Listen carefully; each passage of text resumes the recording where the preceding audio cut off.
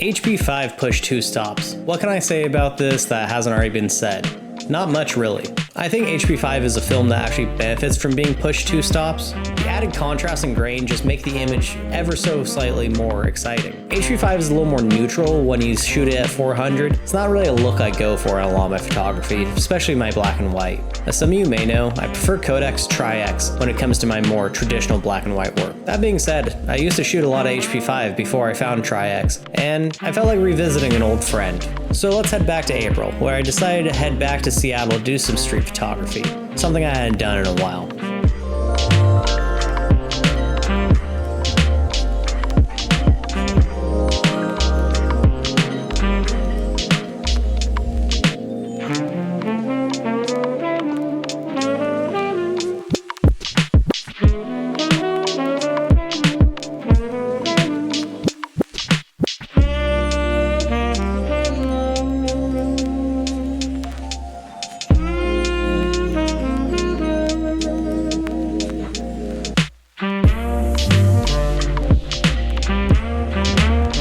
I'm always impressed when shooting at 1600 ISO that you can shoot handheld in such low lighting conditions. I was shooting with my Nikon F2 that day, and I started off the morning with my 50mm f1.4. The nice thing about this combination of fast film and fast lens is I didn't have to open up the lens all the way. I could keep some sharpness in some of the details.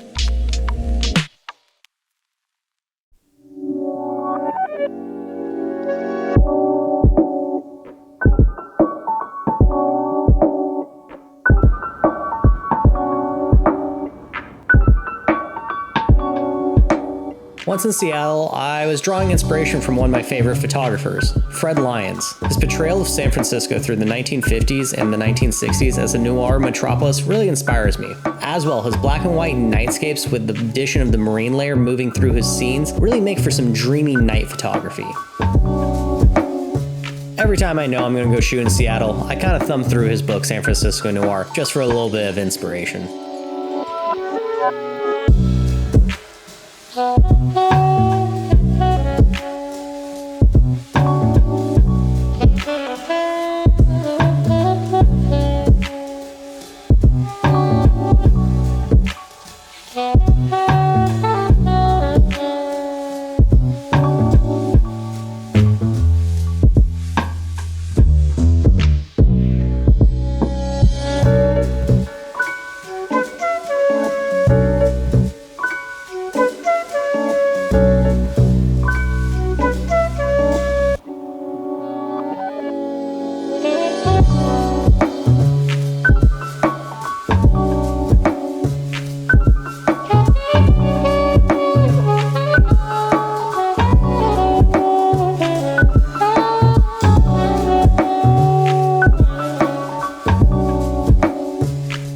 So we made to our first stop, the University of Washington.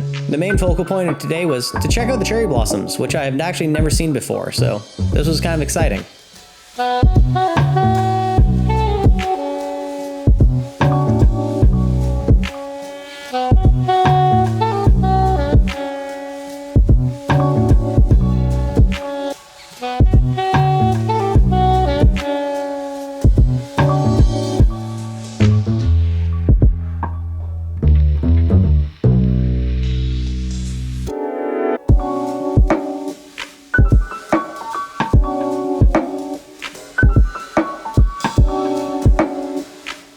Part of me thinks I should have shot color film here, hell, maybe even slide film, but the lighting honestly wasn't my favorite. The flat gray skies were prominent in true PNW fashion that day, so I actually was quite happy with my black and white shots. The contrast between the dark tree trunks and the abundance of light hitting the cherry blossoms really made for some nice images, I think.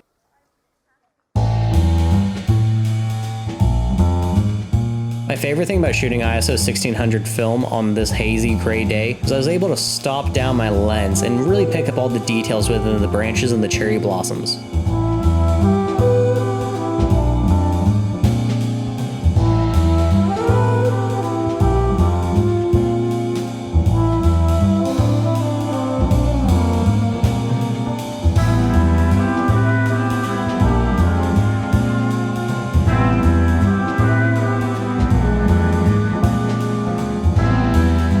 This environment was the perfect place for people watching too, and it gave me a chance to practice my street photography with multiple subjects in the frame.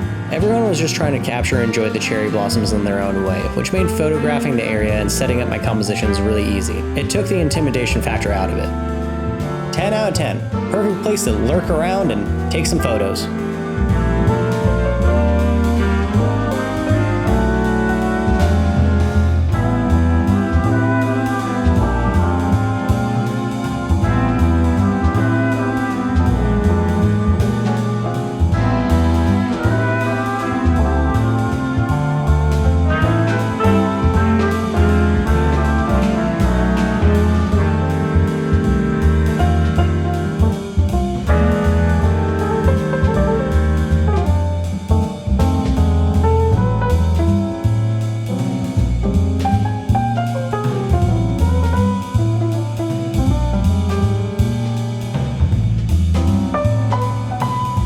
After exploring UW, I kinda went back to the light rail station and worked my way downtown.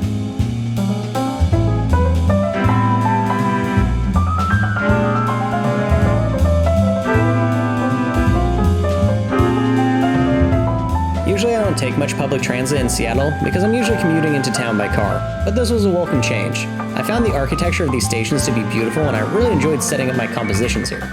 Again, these stations are underground, but this wasn't a problem for HP5, especially push 2 stops.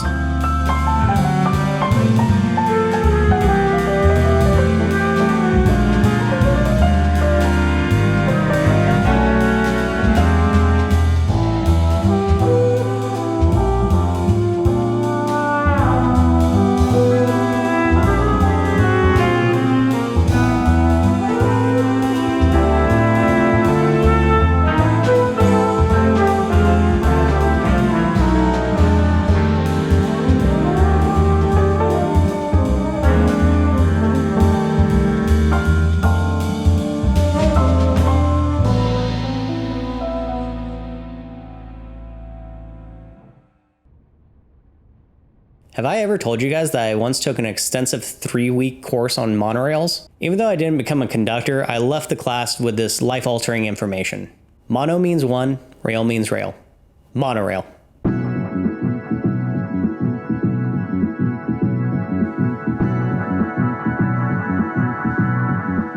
Also, fun fact, this was my 3rd ever monorail experience.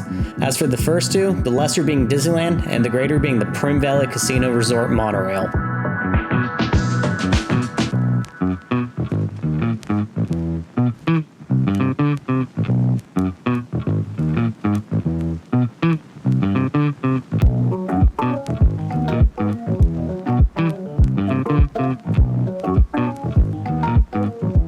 As it steadily sprinkled throughout the day, the raindrops continued to accumulate on the front element of my lens. Even though it added a neat distortion to my photos, it probably wasn't great for either my lens or my camera. But that's the beauty of these Nikon F2s. These cameras survived multiple wars and conflicts throughout the years and were a photojournalist's best friend in the least hospitable places.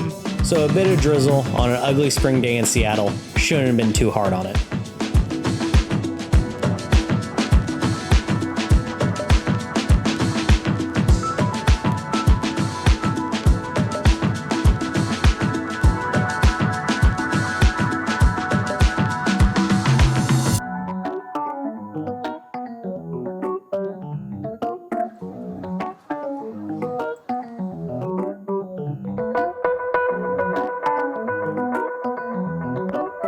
When cutting through Pike Place Market, I made my normal rotation, so you might remember some similar compositions.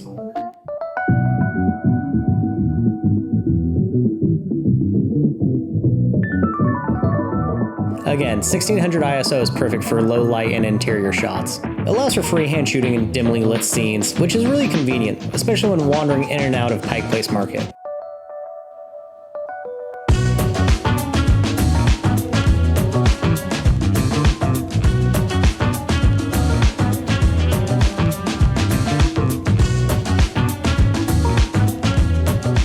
I'm actually a little sad that this photo wasn't better. I caught the fish mid-flight, but it's just a little too blurry.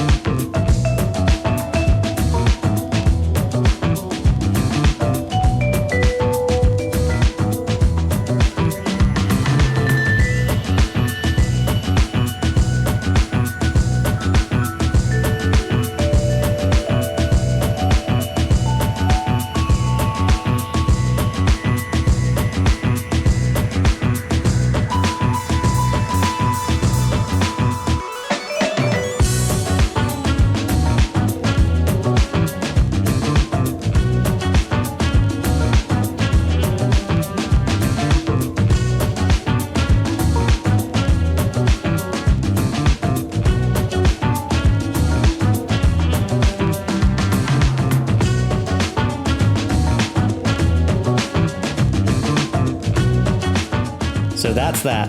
3 rolls of HP5 pushed to 1600.